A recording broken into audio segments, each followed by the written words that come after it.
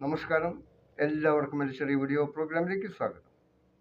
ഇന്ന് ഈ വീഡിയോ ഞാൻ ഉൾപ്പെടുത്തിയിരിക്കുന്നത് പരിശുദ്ധ മറിയം ആലപിച്ച ഒരു സ്തോത്രഗീതമാണ്.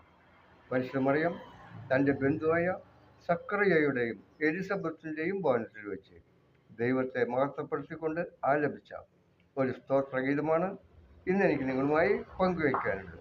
ഇത് വിശുദ്ധ ലൂക്കായുടെ സുവിശേഷം 1-ാം അധ്യായം 46 മുതൽ 53 വരെയുള്ള തിരുവചനങ്ങളാണ്.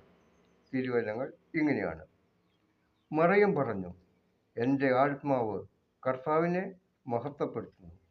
എൻ്റെ ചിത്തം എൻ്റെ രക്ഷകനായ ദൈവത്തിൽ ആനന്ദിക്കുന്നു. അവിടുന്ന് തൻ്റെ ദാസിയുടെ താഴ്മയെ കടാക്ഷിച്ചു. ഇപ്പോൾ മുതൽ സകല തലമുറകളും എന്നെ ഭാഗ്യവതി എന്ന് പ്രവർത്തിക്കും. ശക്തനായവൻ എനിക്ക് വലിയ കാര്യങ്ങൾ ചെയ്തിരിക്കുന്നു. അവിടുത്തെ നാമം പരിശുദ്ധമാണ്.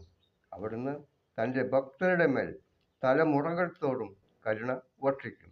അവിടുന്ന് തൻ്റെ ഭുജം കൊണ്ട് ശക്തി പ്രകടിപ്പിച്ചു. ഹൃദയവിചാരത്തിൽ അഹങ്കരിക്കുന്നവരെ ചിതറിച്ചു. ശക്തന്മാരെ സിംഹാസനത്തിൽ നിന്ന് മറച്ചിട്ടു. എളിയവരെ ഉയർത്തി. വിശക്കുന്നവരെ വിശിഷ്ട വിഭവങ്ങൾ കൊണ്ട് സംതൃപ്തരാക്കി. സമ്പന്നരെ വെറും കൈയോടെ പറഞ്ഞയച്ചു.